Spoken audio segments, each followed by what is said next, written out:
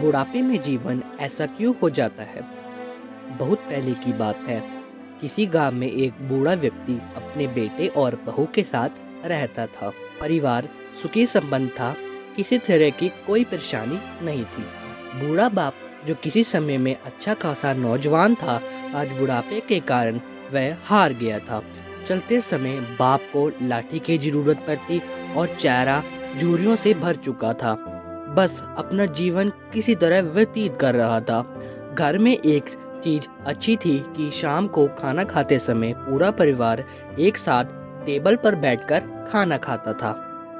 एक दिन ऐसे ही शाम को जब सारे लोग खाना खाने बैठे, बेटा ऑफिस से आया।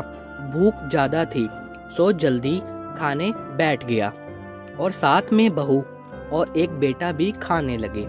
बूढ़े हाथ जैसे ही थाली को उठाने लगे, थाली हाथ से छिटक गई।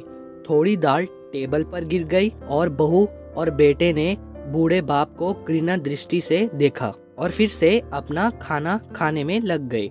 बूढ़े पिता ने जैसे ही अपने हिलते हुए हाथों से खाना खाना शुरू किया तो खाना कभी कपड़ों पर गिरता, कभी जमीन पर। बहू ने चिढ़ते हुए कहा, हे राम, कितनी गंदी तरह से खाना खाता है ये। मन करता है इनकी थाली किसी अलग कोने में लगवा दूं। बेटे ने भी सिर हिलाया जैसे कि वह बहू की बात से सहमत हो।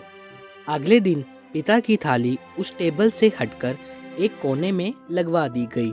पिता की गड़बड़ाती आंखों से सब कुछ देखते हुए भी कुछ बोल नहीं पा रही थी। बूढ़ा पिता रोज की तरह खाना खाने लगा और खाना कभी इधर उधर गिरता और कभी कपड़ों पर। छोटा बच्चा अपना खाना छोड़कर लगातार अपने दादा की तरफ देख रहा था। माँ ने पूछा, क्या हुआ बेटा, तुम दादाजी की तरफ क्यों देख रहे हो और खाना क्यों नहीं खा रहे हो? बच्चा बड़ी मासूमियत से बोला, माँ, मैं सीख रहा हूँ कि वृद्धों के साथ कैसा व्यवहार करना चाहिए। जब मैं बड़ा हो जाऊँगा और आप लोग बूढ़े हो जाओगे तो मैं भी आपके साथ इसी तरह व्यवहार करूँगा और आपको किसी कोने में बिठाकर खाना खिलाऊंगा।